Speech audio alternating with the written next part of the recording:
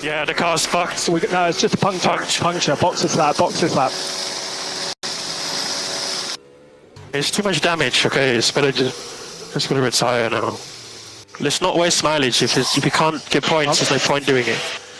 It was high drama turned disaster for Lando Norris in Austria. A late collision with Max Verstappen sent the McLaren man out of the points and out of the race. This is Pondering Papayah's review of the Austrian Grand Prix.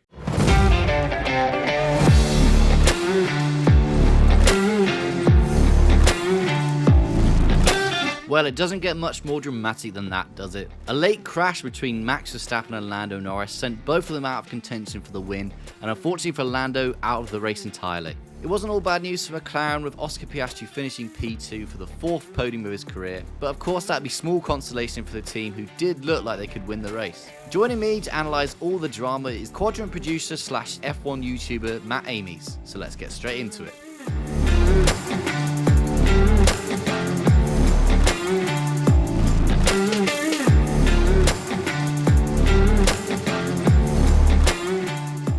So Matt joins me now. First of all, huge thanks to you, Matt, for joining. How are you doing today? How day after the race? How are you feeling?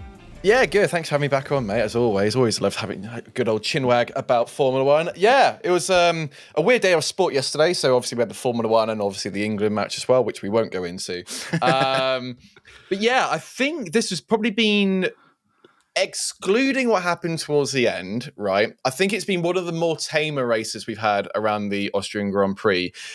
Like, there was some hope because it was going to be like maybe a 2-stop, 3-stop, and a bit of a mix of there because the circuit is so small. It's the smallest one we have all year.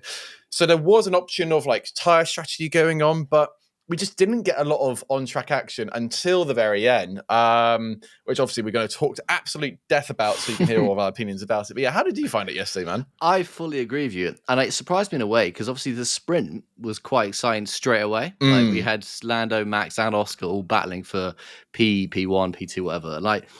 And then it just didn't play out in the race. And I think this is Max's common complaint, isn't it? He thinks the sprint spoils the race, and this is a perfect example of it. Like the teams knew what to do.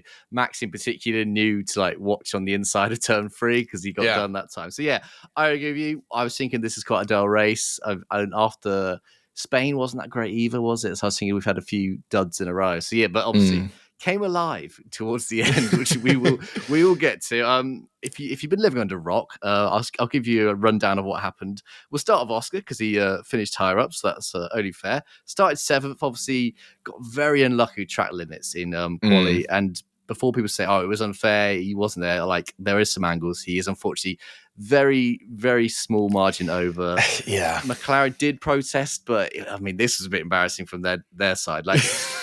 Read the documents. So first of all, you have to give $2,000 to protest, which seems harsh. I wouldn't protest anything I don't trust for $2,000. I wish I could protest. Yeah, oh my God. I wish I had $2,000 to just protest about something. Like, that's great. But essentially, they got the admin wrong. They filled out the wrong kind of form. They didn't address it to the right person. So for that reason, the FIA said no. We'll never know if they would have said it no for the actual reason. But ultimately, Oscar started down at P7, finished at P2, 4th podium this season. I mean, that's the major story. Nothing else happened. That's the I mean, yeah. I think going back to what you were saying before, though, of like, yeah, if it felt very harsh and what have you, I think, like, for me, right, I don't think we had any other driver get penalised with Oscar, and there was always going to be someone with that. Obviously, the gravel traps are there, and they've done a really good job, I think. And we saw a few drivers during the practice sessions, pushing the limit and then going a bit too far. So the gravel traps have worked in this scenario, and ultimately, they were also trying out the new tech of the blue line. Because basically they do have AI which is looking over that region to see who goes over. And the reason it was blue is basically because it was hard to determine what was the edge of the track to what was the end of the curb. And so that's all fine for me. And I think like you have to quite literally draw the line somewhere of what's too much over. And like you said, there are angles where you see him go over. No other driver went past it, and it is unlucky. And yes, I know he was very frustrated afterwards talking to the journalist. Really, I mean, like, I do have to say with Oscar, like he is very sort of, he holds back his emotions very, very well the entire time. But when you see him a bit frustrated, it does come out a little bit. And I understand, yes, they put a lot of hard work into this, but so do everyone else. And I have to be that one person to say, I'm sorry, but you did go over it. Rules have to be a rules. There has to be some line drawn somewhere, and it was just a bit too far over. I mean, I must admit, I fully agree with you. Like, if you're over, you're over. But also, I just want to bring up those gravel traps. Like, I've never seen something brought in and work so well immediately. Perfectly. Like, Yeah. if people remember this time last year, we had, I think it was 1,200 investigations of track limits. Esteban Ocon got about 30 years worth of penalties. But we didn't have any of that this time. Like, No. those gravel traps worked perfectly. So yeah, unfortunately for Oscar, but even with that, I don't know if you saw this, but he still managed to start ahead of Perez, which shows just how bad Perez had a weekend. I mean, Mate, you could do a whole podcast on him. I mean, yeah, we'll quickly touch on that. I mean, just like ever since he signed the 2-year deal, it's just like there's been no good pace from him, like not even qualifying or just nothing from there at all. And generally, I'm wondering if it's going to get to the point now where, like, is there an early clause in his contract about it? I know this is me saying, like, oh, he's only done, I think it's been 3 races since he signed his 2-year deal now, which even then, to have a 2-year deal, I mean, fair play to his lawyers for somehow getting that across the line. Maybe it's like having like a reduced salary. I don't know how they're able to do that and not let it just be an another year extension. But yeah, it just seems like in comparison, like even with the race result as well, which we'll go on to, it's just with all the bad stuff that's going on in the race, whether it's track limits or having penalties, having to do multiple pit stops because of like broken carbon fiber wings or something, and then Perez is just still behind. It's really embarrassing for him. And like obviously we've got Silverstone coming up soon, and I think that before the summer break as well, like something needs to change there, because I feel like we've had this incredible silly season over the last half year, even further than that. And I feel like if something doesn't improve before the summer break, I feel like we might see some change here, or at least some inclusion of Liam Lawson being thrown back into the mix because obviously he's got his if he's not put into either RB or Red Bull, then he's free to go wherever in 2025. So yeah, it'd be interesting to see, but like he needs to step up that pace. Yeah, I wanted to bring that up, but we might as well talk about it now. But like you look at the top order, George is fairly close to Lewis. There's a few spaces. Obviously, Carlos finishes a long way ahead of Leclerc, but obviously there's mitigating factors in that. Obviously, Oscar and Lando probably would have finished quite close to each other. But with Verstappen and Perez, when Verstappen isn't able to do it, or he has a situation like he did the weekend where he comes P5, like they really need Perez to sort of be there, don't they? To sort of pick up, maybe not beat Verstappen. I mean, I don't think anyone's expected Perez to win by an absolute mile in the same way that Verstappen does, but there's only 87 points now between Red Bull and McLaren. Obviously, Ferrari also in P2. Only Mercedes scored more points than McLaren this weekend, given the sprint victory. So do you think there's more pressure than ever for Perez to perform? I mean, obviously, he's just got a deal, but there's pressure immediately on him, isn't there?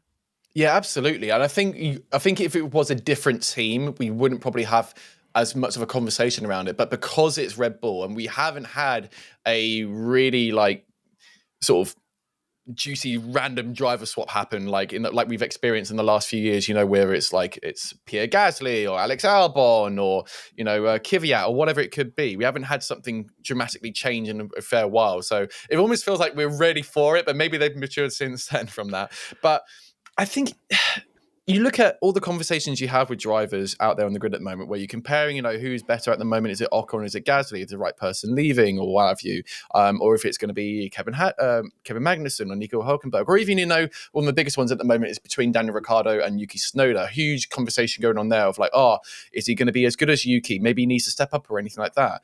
But then if you compare, the differences between those drivers as you would to Sergio and Max, that's a huge difference. I mean, like if it was to say, let's say like put an analogy out there of like, let's say Yuki Tsunoda was Max Verstappen and Ricciardo was Sergio Perez. Obviously, from that point of view, you would then say, right, a huge swap needs to happen here. And I think that is the biggest gap out of everyone. I know we used to have it a little bit with Stroll and Alonso, but in the most recent races, Stroll's been on good form and outpacing Alonso, which is like good. I guess good enough for him. I mean, but it's a real tough one. I don't personally understand how Sergio's been able to retain that. and if it's going to be able to carry on. But what would you want to see after the summer break Red Bull do? Oh, that's a very good question. Like with my McLaren hat on, obviously I keep it as it is. It's absolutely So fine. I do realise, yes, this is a papaya. I'm sorry, Yeah. we're going into that. But if I was being very neutral, if I had Red Bull persuasions, I mean, it's difficult, isn't it? Just because he signed that new deal. But I think in another scenario, I think if Ricardo's come in last season, doesn't have the hand injury, does amazingly well off the bat, and then continues that form into this year, I think there's a lot more pressure on Perez. But I think the fact that Ricardo had those issues, obviously he was out for a few races, and then this start of the season, I mean, he's in quite good form now, but the start of the season he was really struggling to find form. I think if there was a bit more pressure then, because I don't think they're going to get someone external to come in. It never looked like Sainz was going to go there, did it? So I always think if Ricardo maybe did a little bit more, he might have been in the question. But I think they just seem happy with Perez. And I mean, if you look back at Albon and Gasly results from when they were at Red Bull, they seem amazing now, don't they, compared to the standards we just accept with Perez. So it's a very odd situation. Obviously, they will have had their reasons for the 2-year deal. And like I said, I'd be very surprised if there wasn't some kind of performance-related deal in that. And if Perez ultimately costs them P1 of the championship, then I think he's got to go. He's definitely going to go. That would be... I could easily see a contract being Red Bull / RB, and I could tinfoil hat putting out there after the summer break, I could see potentially a swap of Perez and Yuki, just because Yuki's like, he's been in the RB for ages and is figuring out what is his future. Is it going to be at RB because he's still doing all right? But like, sort of like, why not then just swap him out and then basically see Perez versus Ricardo, who's going to do better out of those remaining races. At the very end, whoever's worse gets the boot, Liam Lawson comes in. That's what I could potentially see. But anyway, I know we've been talking about it for a bit, so sorry about that, all anyway, McLaren fans out there. Yeah, I would agree with that as well. I think Yuki's a great driver, never gets the credit. So yeah, we'll see. Let's go back to the race. That was a lovely tangent. Sorry. Very interesting tangent. But let's go back to the race. So who'd have thought it? 2 F1 fans talking about F1. Chat for ages. Anyway, we'll get back to this. We've done the sprint. I mean, obviously not a lot happens in a sprint, so we'll sort of good result from McLaren P2 and P3, some more points on the board. What's your thoughts on the sprint? Are you happy with it or not really? I've never really liked it. I think I like it more now that it's a bit of an isolated event. I really didn't think it was good when it decided the order of the Grand Prix. But I just think that something needs to change. Obviously, like we said a little bit earlier, like it's just sort of like a mini race that spoils the main race. Like I don't know. There's just not enough about it. Maybe you have to do a pit stop, something like that, or maybe I don't know, just not a gimmick, but like a extra challenge. Because at the moment, it's like unless you have a crash, which they're probably not going to do, especially with quali like a few hours afterwards, like there's going to be very little action. And I think it was quite unusual to see what we did this weekend. It was probably one of the more exciting sprints. I think there was one in Sao Paulo a few years ago. It was also quite exciting. But other than that, they've been largely forgettable. I mean, what was the one in China? I can't even remember what happened like earlier this year. No, it's like a few months ago. So like, yeah, I've never been a huge fan of them. What about you? No, yeah, I've always thought it personally ruined it for me. It takes away the specialty of what a race day is in that regard.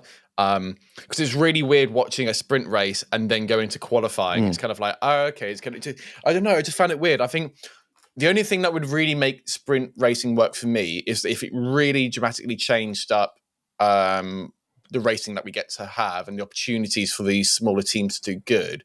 So I generally feel like I do like the restricted amount of practice it gives. So I think what I would love to see is Friday be FP1 and then go into qualifying for the main actual race on Sunday. So everyone's properly pushing for it. Don't know the limits, what have you. Saturday, have that as a sprint race, but reverse order of the qualifying, because that way you don't have drivers driving unnecessarily slowly. So generally, if you've had a really bad qualifying, you're starting in the top 5, basically. And then Sunday just as normal. That, for me, is something which we haven't really seen before. Obviously, it's done in Formula 2. But I think that's one last thing I think they haven't tried yet, is a reverse grid in some capacity. But then as a driver, it's kind of like, all right, you're being rewarded kind of for being slow. But yeah, for me, I would just happy to go back to normal race weekends. Yeah, me too. I think everyone who doesn't have a financial incentive would probably agree with us on that regard. Anyway, we'll get to the main race. I mean, Not as interesting a start to this race as the sprint was. I mean, obviously Max had a great start. He got away from Lando. Lando, not the best starts in the world. I mean, I think I don't think this is harsh, but I feel like sometimes that can be his downfall in a way. Like we saw in the sprint, he was being attacked very early on from Oscar. This time it was Russell, and even Sainz was straight behind him. But obviously Max holds on and be able to lead. So does Lando. Oscar, meanwhile, is quite an eventful start to the race. I mean, he's like I said, starting from P7. Has a great start, not like Norris, goes flying up the leaderboards, and then he's essentially one slice of bread in a sandwich of Piastri, Perez, and Leclerc going to turn one. And amazingly, I mean, if you've listened to this podcast so this season, like we've always talked a little bit about how Oscar's been quite unlucky this year. I mean, he's used up all this luck in this one turn because Perez had a massive hole in his side of his car as a result. Leclerc just lost his front wing, had to pit first lap. Whereas Oscar, he has this incident, he's absolutely fine. So yeah, like very fortunate for him that time. Yeah, honestly, watching that on screen, because I saw him get a little bit of a tap, and I was like, okay, that's Leclerc's front wing, and it's fully broken off. I'm like, that's got to be a puncture for Oscar, and like I just manages to get away with it, and like fair play, like you said, like he's used his lucky card, and it's so many times in this one, and I think where like. I feel bad for him because he generally just get unlucky so many times, and it's not his fault, whether it be something to do with the strategy or just elements out of his control. I feel like he's always bad, but like, you know, he had a really good race, and like, yeah, the fact that he was able to capitalize to get a P2 in the end is really, really good. And I do feel like this is one of the strongest driver pairings on the grid between him and Lando. And I know like anytime like Oscar is in front of Lando, obviously that's going to bore it away because there isn't really ever a conversation like who's the number one driver. I think most people can pretty much align with that. But obviously for Oscar, he's not wanting that. He doesn't want to have that conversation of being like the number two. And it's all, I think, with both of them is about progressing the team more forward. And so, yeah, he just didn't put a foot wrong, I think, in this race. Yeah, and you've got a great side of like McLaren's viewpoint from the sprint, didn't you? Because obviously Oscar overtook Lando.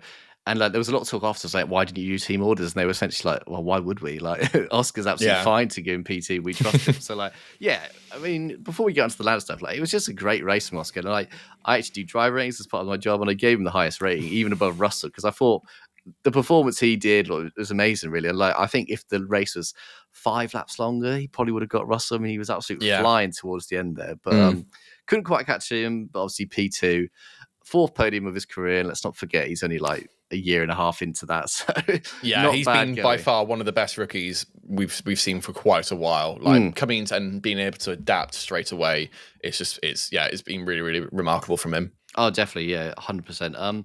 Right, let's get on to Lando and Max then.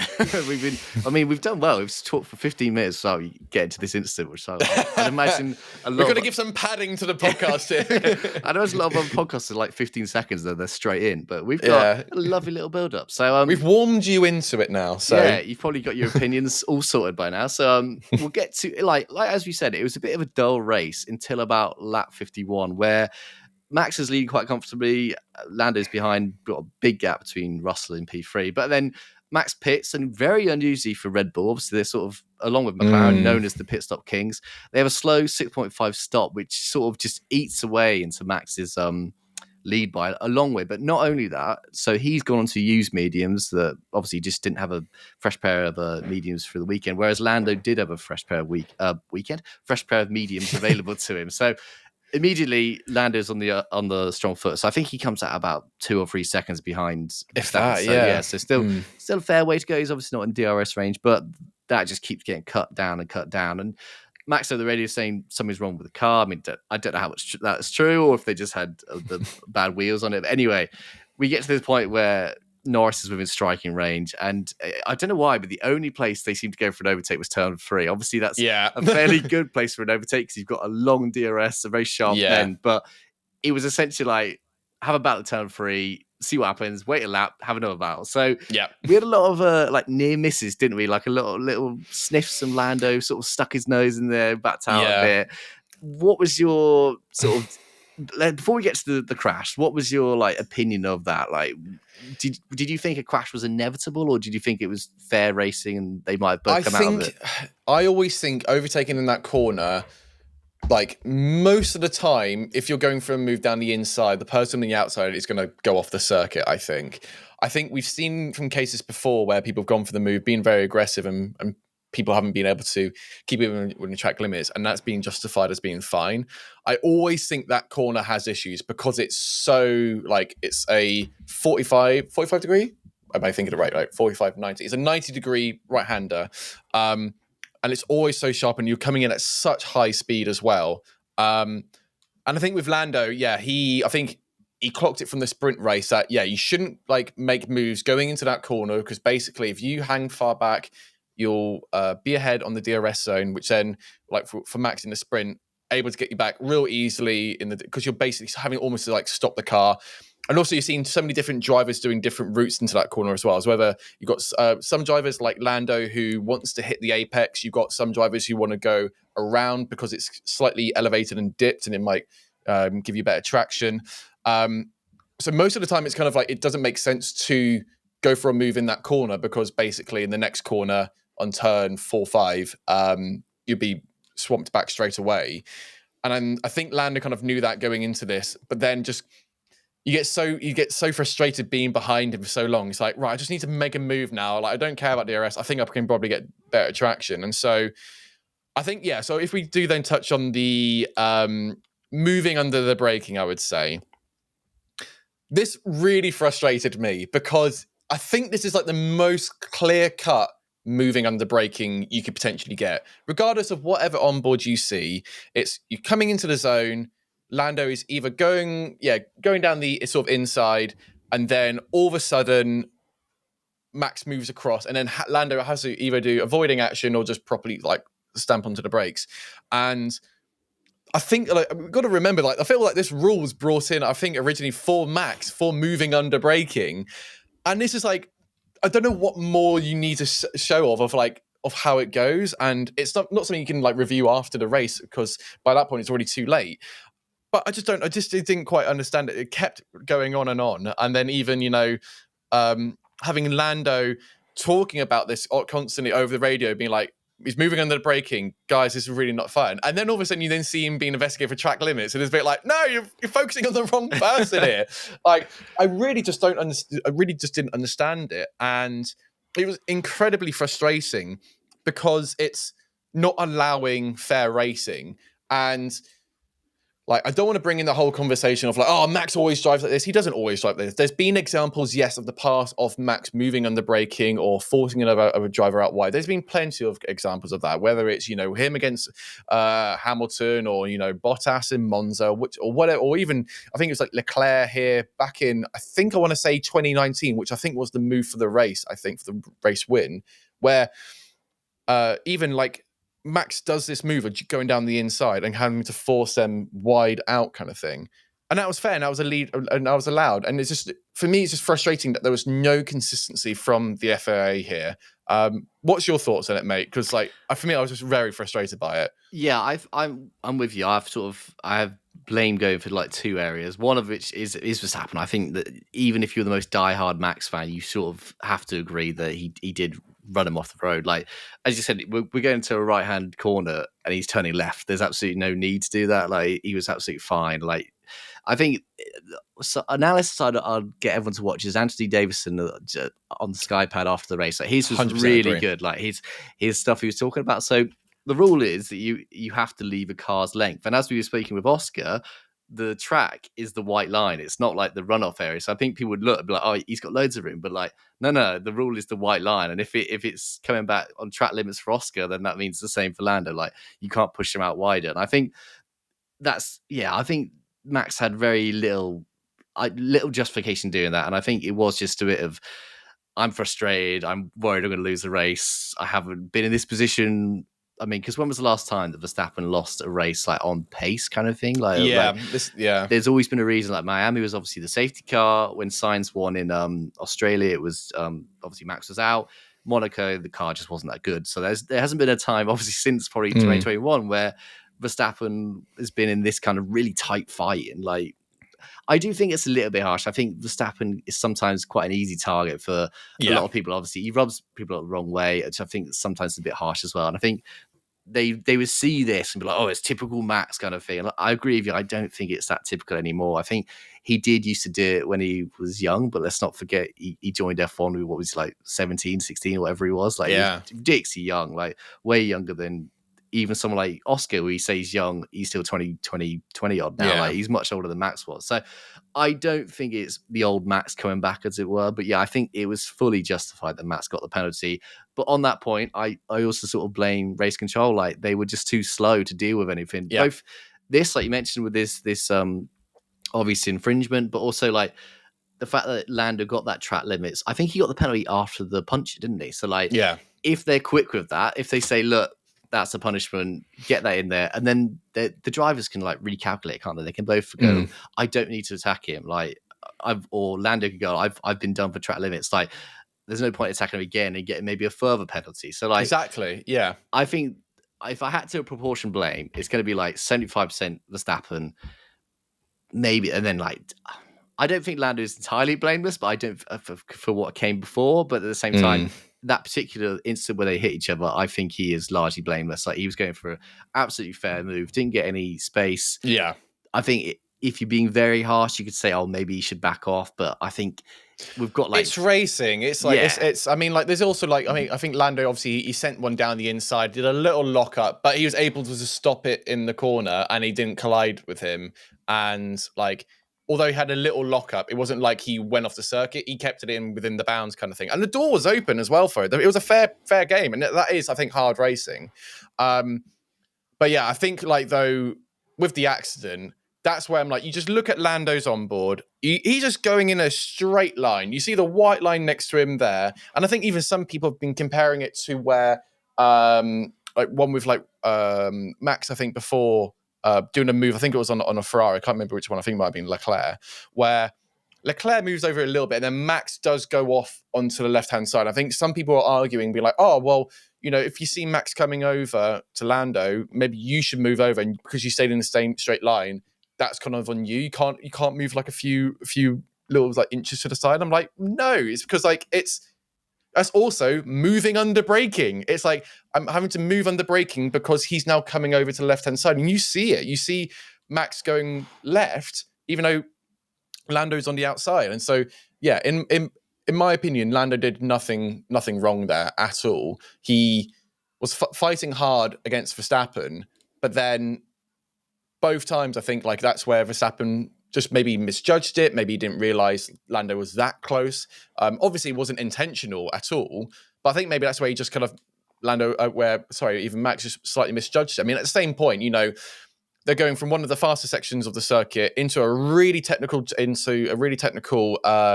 corner. So there's only so much you can sort of take in, and it's a split-second decision. And obviously, we're over-analyzing loads of it as well, being like, oh, why didn't you do this? It's like, when you're in the cockpit and you're heated, what have you, there's only so much you're kind of really thinking about. I mean, maybe in that regard, he saw Lando was just on the outside and then was then looking towards the corner and being like, right, I'm going to slightly open up now to get a better apex. And because of maybe that slight opening up of the wheel, that's what's then caused the issue. But at the same time, it's like, I think the one thing I want to ask you about is the 10-second penalty.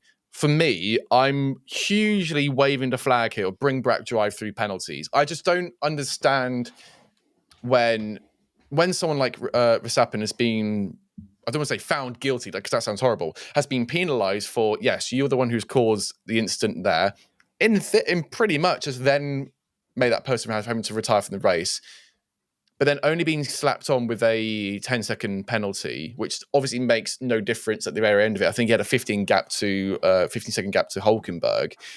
That's where I'm just a bit like, why do they no longer have drive-throughs? I feel like there must be a reason for it. Maybe they had a meeting to say that's too harsh, or where do you draw the line of being like, right, a small little tap wasn't intentional, there was no malice there, therefore you can't ruin someone's race, as opposed to locking up, smashing into the side of someone, having no control over your car, what have you.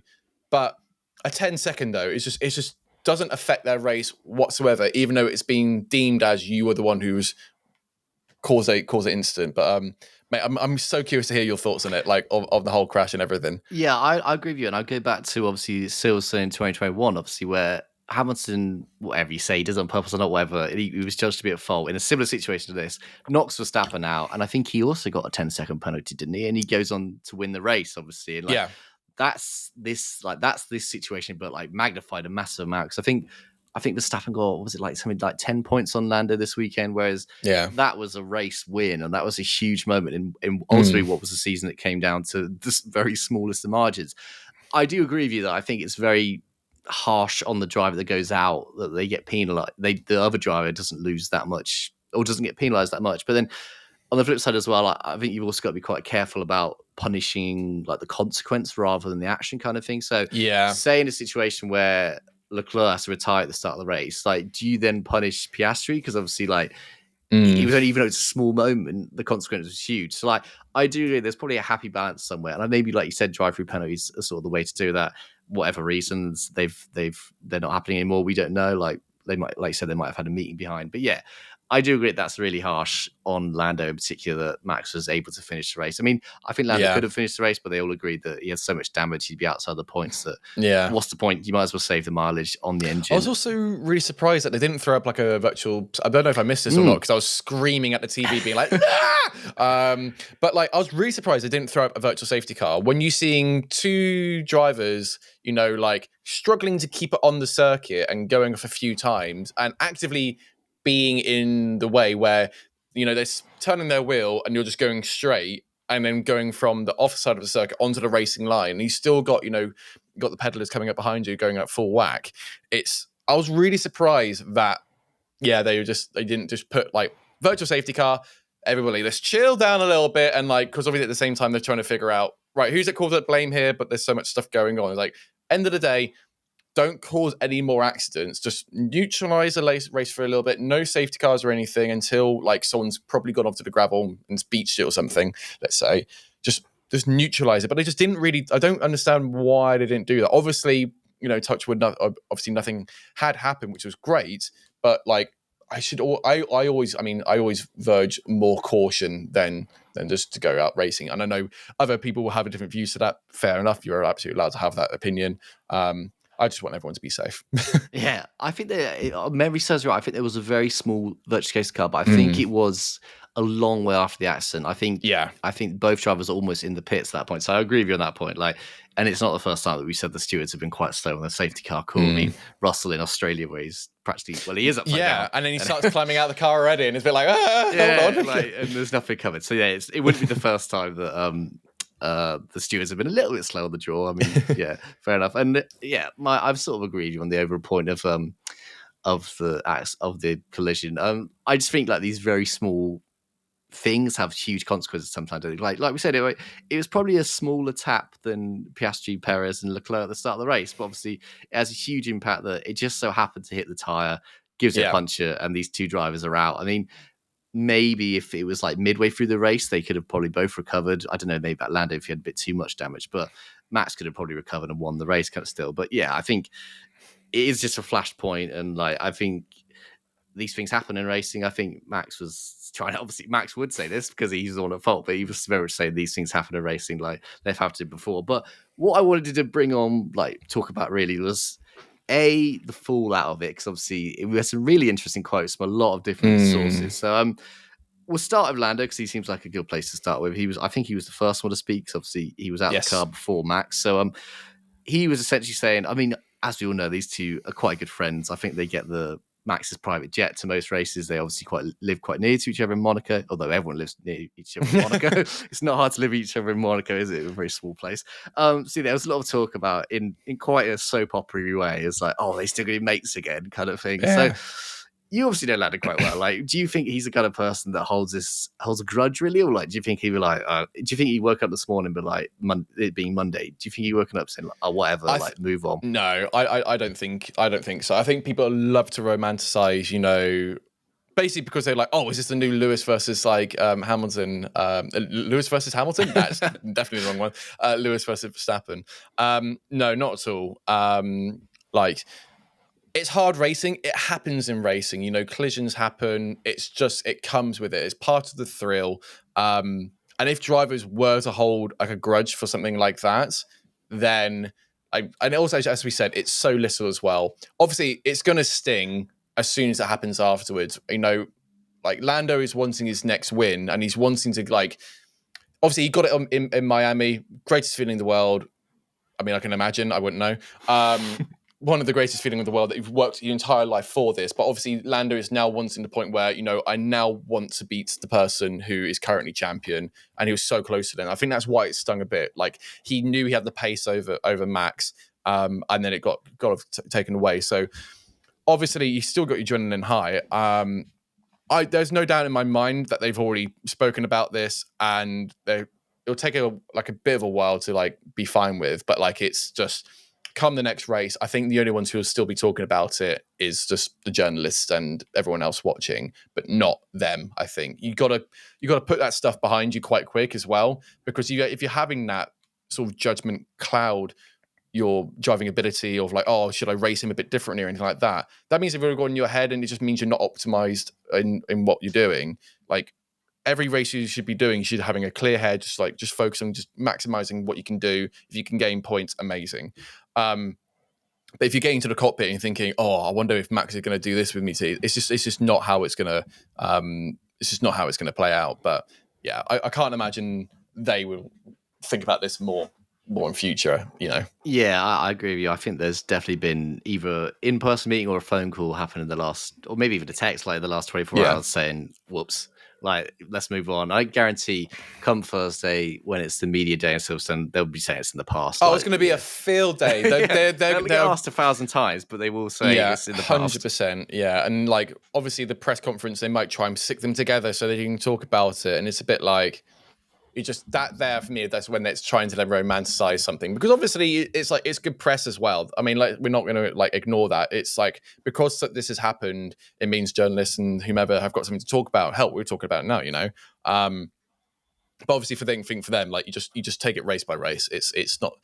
If, let's say, for example, Max did this at the next 5 races and it was like kind of as clear cut, maybe then Lando would just be a bit like, mate, can you stop a little bit here? Like, I'm trying to win here. Yeah. But I think with this one, yeah, it's so small as well. It could have just been like, yeah, you know what, misjudgment. I'm sorry, mate, hands up. But yeah. Yeah, and I think of all the drivers on the grid, like, these two probably have the best relationship. I'm struggling to think of other. I mean, obviously a lot of them are quite friends with each other, but these two like seem. Pierre Gasly and Esteban Ocon, actually, I think are really strong. Is that right? Is that? Yeah, I thought so. That'd be my choice. They definitely kiss and make up. Oh yeah, 100%, mate. Also, I absolutely love Gasly's ciao when he finally got past Ocon on that radio message. Ciao. He knew what he was doing. He knew he was going to make the compilation highlights at the end. It's like the Daniel Ricciardo finger gun, like whoever it was. Yeah. The last few years or whatever. So it was very good. Enjoyed that massively. Very good. Talking about Max v Lando, I wanted, coming from Lando's point of view, this is something that's been mentioned occasionally. Do you think, not that he has an inferiority complex, I think that's a bit harsh, but do you think the fact that it's Verstappen, and obviously Verstappen's had this like 2.5 years where he's been so dominant, almost to like having that aura, not like Schumacher, but obviously I think it was, who was it? Was it Rubens Barrichello said that no one ever used to race Schumacher because they were like scared of him, and it's Schumacher. Oh my God. Do you think Max is sort of seeing Verstappen there? And do you think that's maybe why he's being quite, not hasty, but maybe a bit less patient than perhaps he should be, because he wants to get ahead of Max. He needs to get ahead of Max. And he just sort of wants to beat this guy who's been so ahead of the pack. I think what's going on here, I mean, you see it in the race as well, where Lando is adapting his driving style to try to get past Max. I mean, like, you see him going slightly side by side, and then, you seen the late change under the braking. But then when he does, dive down the inside, he's no longer like alongside Max in that regard. He's giving him extra space because he knows if Max does move, I've still got a bit of extra little wiggle room on down here. So I think he's just adapting to that. And I mean, it was always going to happen at some point. Someone was going to then challenge Max. And I think it's just credit to McLaren, who are coming from strength to strength of, where they were when it was originally Lando and Daniel back in Bahrain like a few years ago, where had an absolute stinker of the race, and everyone's like, well, this is the pace now. To the point where, you've seen this huge, very quick progression into like, back of the midfield, firmly in the midfield, top team, definitely now one of the top teams, and it's remarkable to see. So it was always going to happen, and I think it is just by pure coincidence. Obviously, it's between these two guys who are great friends with each other. But I don't think I think with Lando, I don't think he really cares who it is in front of them. They will always, just like give it their best shot. I mean, ultimately, at the end of the day, he's just there to try and get as many points as possible in many positions as possible.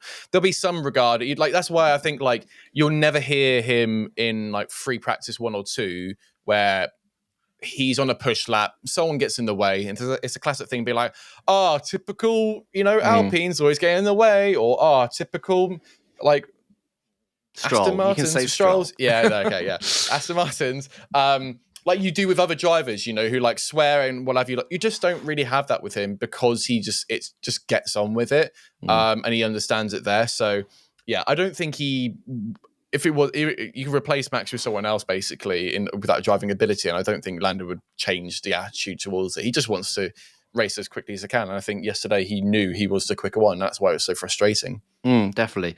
We'll move on to what Stella said, because I think I text some people saying Stella's gone nuclear here with what he said after this. I mean, again, it's great. Yeah, I enjoyed it. It was very good. Obviously, we also got to take into account that yes, the drivers are in high pressure situations, but they are as well. I think Stella literally just stepped off the pit wall and like blood pumping, Sky stick a microphone in front of him, and he essentially goes absolutely wild. Like he says the whole population of the world knew who was responsible except a group of people. Obviously, that's Red Bull. But I think the main interesting bit was he didn't really have a go at Red Bull. He sort of said, "Why are you doing this?" But his main issue was with the FIA and the stewards, and he said, "Yeah."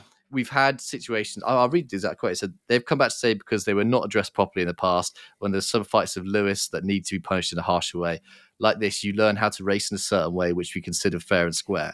And essentially, what he's bringing up then is essentially that 2021 season, isn't? And in particular, the Sao Paulo race where we had a very similar situation with Hamilton and Verstappen going into turn 1. In that situation, Verstappen gets away with no penalty and very lightly. And I think Stella was really pointed and targeted to the FIA saying, why have you not sorted this? This was going to happen, and now it's happened to my driver, and I'm annoyed about it. What did you make about Stella's comments? Mate, like when he said 2021, I feel like that's like we're all in, like I was in the pub watching it, and all of a sudden I assume he said like 2021, all of us just leant forward a bit, but like he just pulled that out of the club and I'll be like, here we go. It's like, oh, it's the first time we, as the public or journalists, haven't mentioned 2021. Someone official's done it themselves. I'm just like, here we go. Someone's still bitter about it. Great. Because obviously also in that Sao Paulo race, we also had, Max and Lewis pushing each other wide on not turn 1, 2, 3, 4 or 5, basically the long left-hander as well. And I think he summed it up perfectly of like, there is no consistency of what's been going on. And, even I mentioned, back in 2019 where I'm pretty sure it's 2019 where Max made a move on Charles Leclerc into turn 3 here at Austria, and it pushes off Charles Leclerc and it's absolutely fine. And so then when Lando then does it, yes, he slightly locked in the braking, but he kept it within the track.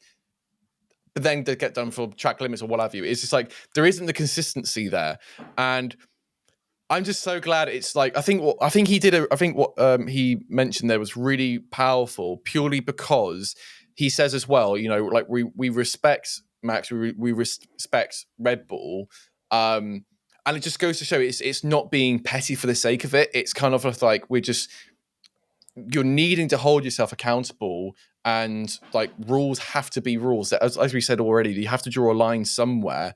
But it was just really tasty to see. I bet like Ted Kravitz, I think he was the one who was listening to it as well. I think he even justified being like, 2021. And he was like, yeah, it's like, oh, okay. And he's just like, I'm so glad I came over to you on the whim to get your first reaction from this. It's incredible. What do you think about it, man? Yeah, I think he's had this in the chamber, and it's obviously he was at McLaren at the time, wasn't he? Obviously, but it wasn't such a prominent figure. But he was obviously annoyed at the time about it, even though his team wasn't involved. Like it wasn't even to do with McLaren. And I think there's nothing to do with him, but it just shows how like it's like you said before. That's happened to another driver. Now it's happened to one of my drivers. Like, what else is going to happen there? Yeah, I think that's what they all want, isn't there? Consistency, and we didn't even have it during this race. I think go back to the sprint, but Hulkenberg got penalised for that move, which I didn't think it's been penalised before in the past. Like, it was very harsh. No. So even the same Yeah. weekend, we're having situations where the FIA are being a bit loose with their own interpretations, and I do think it comes as a result of having like rotating stewards. Like we don't have the same group of people doing it every week. Yes, there's similar figures there every week, but we've got people like Johnny Herbert, which I'm sure is a great steward, but obviously he comes in for few races. He'll have an opinion that might be different to how it was back then. So I do think that's probably a situation where like you need the same group of people so they can consistently apply the same rules. And you need to apply those rules, like regardless of the situation. I mean, 2021 was a shit show in that regard anyway. But like the fact that we've still got elements of it now hanging over, and we've only just started to see them, then it's not great. And I think the FIA, if they've written a rule, they need to really follow it. And to be fair, they did that, but for stuff that didn't really matter, like Hamilton's jewelry and stuff like that. They went hard on that. They were like, we're following the book by this. But then when it comes to actual stuff that affects the racing, they're a little bit more. Yeah, you just need the consistency there. And I think that's what we're all shouting about. And then when the consistency is not met, if you do have the same stewards each time, you can hold someone accountable. And something needs to change, I think, within the stewarding world, I think.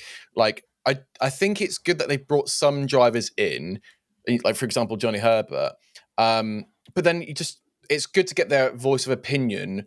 But when you have a stewarding room as well, depending on how many you have there, it can just be the case of like whoever has the loudest voice will speak volume and talk over folk, because they'll be like, oh, well, what do you know? You've never raced before. You've only just been commentating for however long. It's like, yeah, but I also do not know how to fly a helicopter. But if I see one stuck up in a tree, I can look at that and be like, well, the pilot didn't do a good job there. Like, you can analyze certain things and not have to be directly involved into it.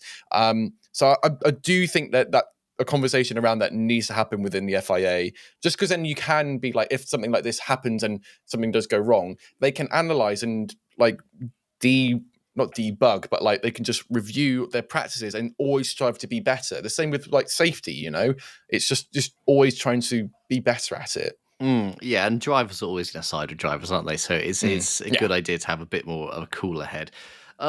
Horner's quotes aren't really that worth much because obviously he's sort of trying to defend Max in his most He's just wanting to back his child, yeah. Yeah, he was just trying to defend him. I mean, I've got a feel for him, obviously, but he probably knew it was Max's fault. He's like, wow, it wasn't Max's fault. He's never going to admit it, is he? Because as soon as you do, it's then liable for potentially a worse penalty. Like if he was to be like, yeah, you know, Max, he did move under brake, and that's when McLaren could be like, all right, we're going to protest for a harsher penalty, because even the team bosses admitted it. So that I could understand why he didn't back him. And obviously I can't remember Max's engineer on it, but obviously he's not going to be like how they used to be with Red Bull drivers of saying that was your fault or anything like that. Obviously he's going to be the biggest hype man in the world, being like, yeah, what are they on about, just to keep Max happy. Because the one thing they don't want him to do is him to drive even more angry, cause mistakes on his own accord, and have a worse position. It's just like, keep thinking the team's backing you, just keep him happy, because otherwise you're just going to have a really bad outcome. And let's be honest, if there's a family that Horner doesn't want to piss off anymore this weekend, it's the Verstappen. So like, he's already fought Joss that's all mental, weekend. all of that as well, isn't it? Yeah. We could do a whole podcast on that. But this season has been great for like the juicy gossip outside of anything to do with racing. Yeah, and now we get some good racing.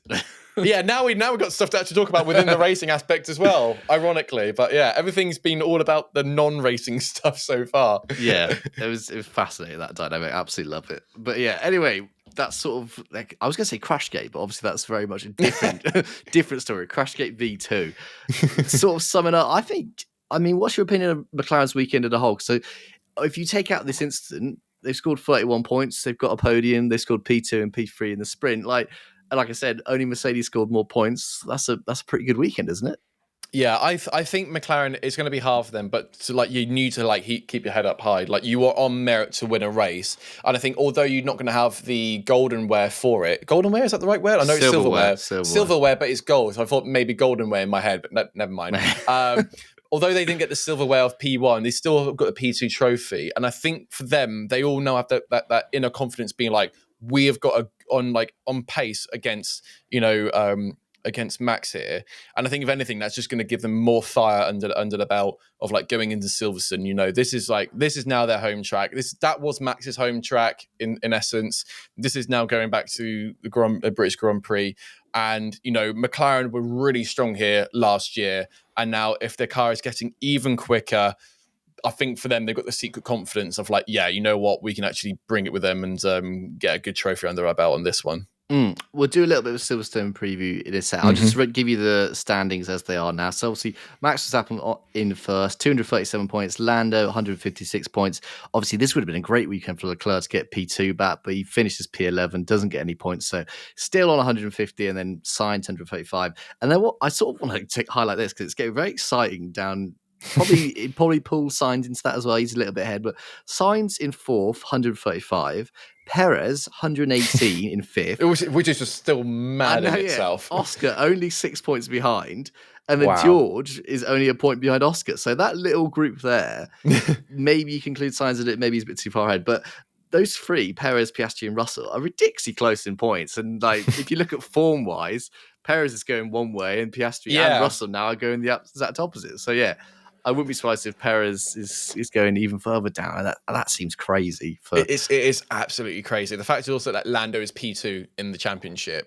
I mean, it's testament obviously to McLaren as well, but like it's just to see Perez that far down, and especially where like Mercedes were also at the very beginning of the season as well, to then still be over Perez in that respect with Russell.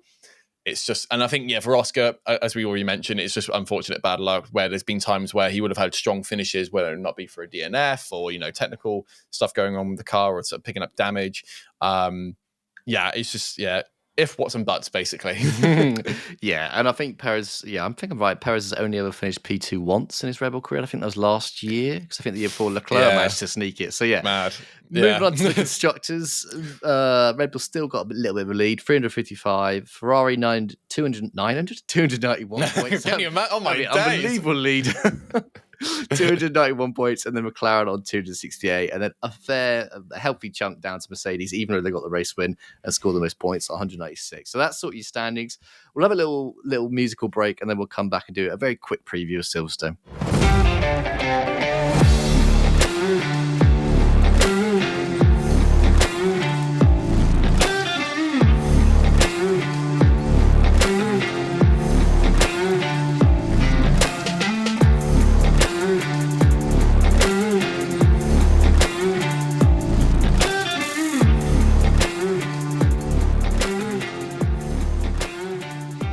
Okay, we're back now. We'll talk about Silverstone a little bit. Obviously, only a few days out. The end of a triple header. Always a very exciting race. I mean, not just for us Brits. Obviously, we're a little bit biased because it's our home race. But come on, England! Come on!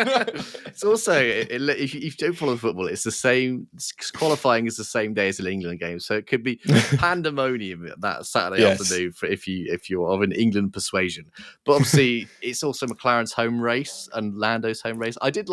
I can't remember who's doing the post-race top three with the drivers. Obviously, they said, it's your home race, Oscar. He's like, not mine.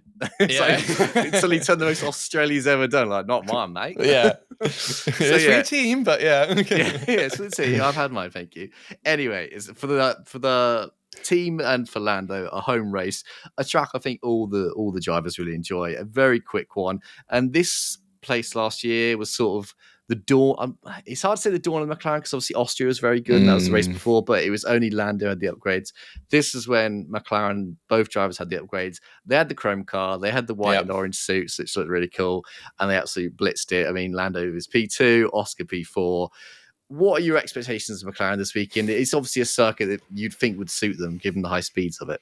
Yeah, 100%. I think, I remember last year, I was lucky enough to be in the BRDC to watch it, where Lando, it was just after Lando got the lead, and when he's coming into that huge left-hander into the right-hander before going on the old old start-finish. And I remember screaming so loudly, I pulled something in my throat, going, yeah! And the air just couldn't come through anymore. I was like, it probably went off it. I think, I'm just really excited. I do think McLaren are going to have the pace here. They've made the choice this year, and I think also potentially last year as well, to no longer do testing or filming days at Silverstone, and have moved it to like Barcelona and or what have you. So I think still, I think Mercedes still operate there, and I think ever since they've done that change, it seems to have been in their benefit, or which sounds counterintuitive, I know, but I think it's because on those filming days you collect up so much weird data that it doesn't really translate well, and yeah, I just think they're going to be really, really strong here. And, we saw that Red Bull haven't done that many upgrades since last year. And obviously, McLaren was starting to find some towards this point of last year as well, where they came with a new upgrade, like you said, came with a new livery, which always gives another 2 temps around the circuit. And then we saw some great racing as well. And this is a track where you don't have that issue of, you have some hairpins, but it's pretty much a flowing track. You've got the space to go for a move, ignoring, obviously, with Verstappen and Hamilton. That's a one-off sort of event, I would say. But you've got the space for going 3 wide in potential corners. And, I think we will also see a very good comeback, I think, from Ferrari as well. I know they've had a couple of stinkers since Monaco, but I think Fred Vasseur has done a really good job with the team. I mean, the fact they're still second in the constructors, I think we do have to somewhat ignore the last 2 races. It's been a real shame of what's happened. Not always, I would say, to Ferrari's fault, but I do think then we're going to have, 3 teams properly going for the win here, I think. Not sure about Mercedes. I mean, great. I'm not a huge Mercedes supporter, but I do generally think like this could be like I don't want to jinx it, but I could see one of my favorite drivers getting the incredible Silverstone Trophy being presented this year. What do you think? What's your predictions for this? I'm going to push you for an answer. Yeah, I'm very much the same with you. I think I sort of agree with you on that point. They don't test this because if you had to pick a flaw with McLaren cars for the last 2 years, it's been low speed corners, which Silverstone doesn't have any of really, like a huge amount at all, really. So obviously it makes sense they've gone elsewhere to try and sort of solve that problem, and they have massively. Like they're really good in low speed now, and I think Stella in a few press conferences are quite interesting. He says we're not like worse in high speed corners as a result. We just haven't made such a big improvement, so it doesn't look like we're flying in high speed corners. But I still think they are one of the quickest cars in high speed corners, and I think as we saw last year, like both drivers were very good at this track. And I think you're right, and I really think it boils down to the start, because I think as we've seen, if Max goes 10 seconds clear, he's just gone. He's forever gone. You're not catching him. I think it's crucially important, to have a good quali. Obviously, that goes without saying. But if they don't get pole, or if they start on the front row and Max is there as well, like I think it's vitally crucial for if it's Oscar, because I think he could also do very well, or if it's Lando, like have a great start, get ahead of Verstappen, and maybe try and hold him back. And I think that goes back to that Perez point we're making, that every other team is like 2v1 against Max. Like when was the last time Perez was on the front row? Like it's been a long time. Max is essentially like fighting off everyone. Whereas if you're McLaren and you've got like a P2 and a P3, you can maybe be a little bit tactical. You can say, okay, let's try and get one driver ahead, and like all this sort of strategies. Let's use DRS together. Like try and get over. Like slingshot. You have so many more options when you've got 2 drivers that are quite good at racing, which has not been the case for Red Bull. And I think every other team has got that in that top order. So I think that could be a crucial element. And like you say, like I just think they've got the speed. Like they've got.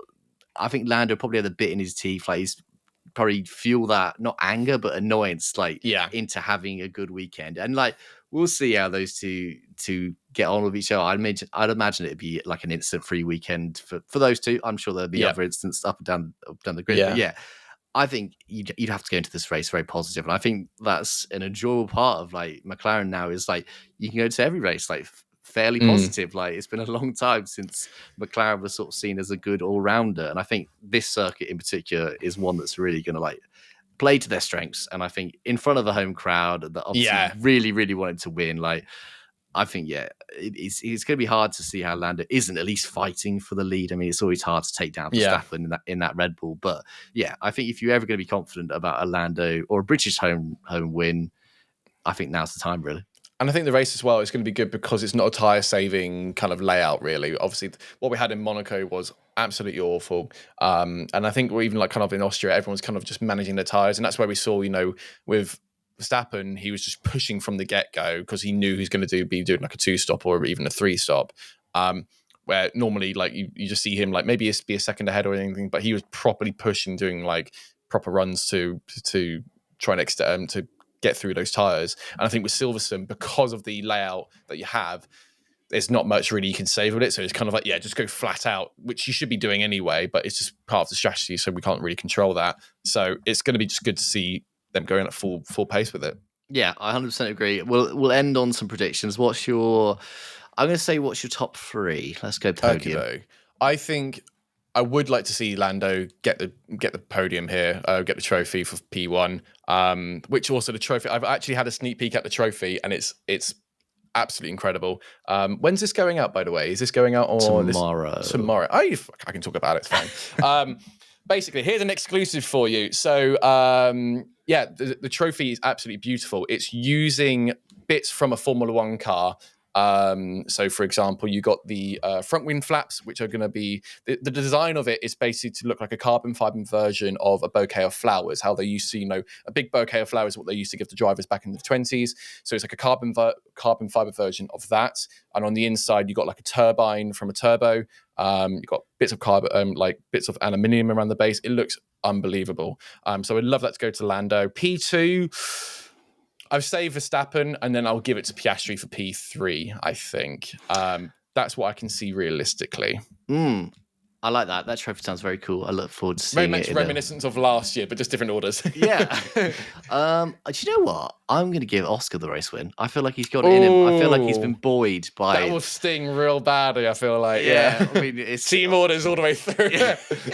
Oh, God, yeah, poor guy. And then, I mean, it's very common for an Australian to do quite well during an English summer, so that makes sense. That the cricket side is like, it's going to happen. I'm going to Oscar... P1, why not? I think he's on a good momentum. He's a good race in Austria, and then it's hard to see how. God, like I said, I think the team's going to come into it, so I'm going to go McLaren 1-2 and say Piastri first, Norris second, and then Max in third. I think that's interesting. I think the team element's really going to come into it, and I think if they can work out a way to play nice and sort of use each other to each other's benefit, I could see that. And Piastri's just rapid. He's absolutely rapid. He can win a race on his own. As we saw, he didn't win the race, but as we saw during the sprint, he's not afraid to sort of take no prisoners. So either way, I think it's going to be a good weekend for McLaren. And if it doesn't come out to be something, I think you have to have some kind of crash or something like that. I don't see a way they just get outpaced by I hope not. Any of the teams. But yeah, fingers crossed. We'll fingers crossed. I think we're both going to be there. You can be there. I am indeed, yes. Mm-hmm. So yeah, Friday, Saturday, Sunday, yeah. Lovely. So yeah, we both get to enjoy it in person. Unfortunately, we don't really. I mean, this is quite an interesting behind the curtain kind of thing. Like in the media set, it's usually quite quiet, very professional. But like, I think any time that Max got overtaken last year, it was like, yeah, everyone's like, it's gonna be so much more interesting now. You just hear the windows shaking from the vibrations of all the whole crowd going, yeah. I will say, like last year, I think it's been the first time when watching back in the race broadcast where you hear the crowd so vibrantly cheering on and stuff. Obviously, you have it a bit with we had it a bit. I mean, with the last race, we just had only a little bit. But I think when you've got a whole crowd, I mean, like as Brits anyway, if you go to any music festival, you'll hear us like screaming at the top of our lungs. Like I said, I pulled out my throat at the last race as well. But we are, I think, we just as a nation are a lot more vocal. Sometimes not as good as it should be. But yes, I'm looking forward to actually hearing that back. So that should be fun. Was it Frugo's Hamilton last year? Because that was a huge cheer when that happened. Potentially, but that is a great example, though. Yeah, so one of the finest bits of commentary you would ever hear. But then just everyone on that final corner as well, where you've just got so many grandstands, especially when they're covered as well. So you get the reverberation of it all coming around, of everyone just going, yeah! It's unbelievable. Yeah, it's a great race chat, and also the best catering of any media department. So, oh really? Yeah, it's fantastic. Nice. It was the first race I ever went to, so I thought that was a standard, and then I went to Spa where they shut the restaurant, not the restaurant, they shut the media food at 2:30, and I'm like, the race doesn't start for another hour and a half. Like, so yeah, Silverstone is the gold standard, and that's the real quiz. That's the real thing I like. And but that's anyway, the real reason why ticket prices are so high. To pay the journalists to you eat, want hot food? How dare you? There's a kettle over there. Bring a pot noodle in. Yeah, I mean, let's not touch on the Silverstone price because they are outrageous. Obviously, awful, outrageous, especially dynamic prices. No one's got time for that.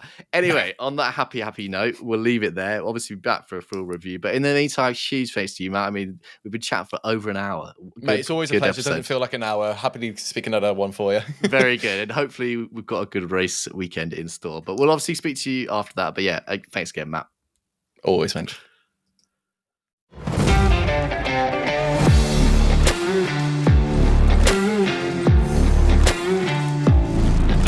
Huge thanks once again to Matt for joining me today, and a thanks to you as well for listening along. Like I said, we'll be back for a full recap of the British Grand Prix next week, but in the meantime, you can follow us on socials at Pondering Papaya. And if you've got a question for the show, email inbox@ponderingpapaya.com, and make sure you subscribe on your favourite podcast platform so you never miss an episode.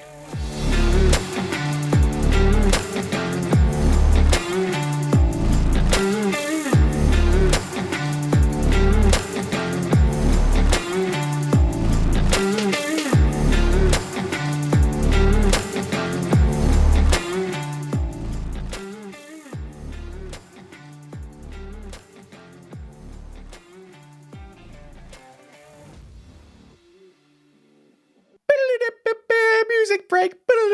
I don't know what music goes here. Well, that's going in. Okay, great. That'll be it.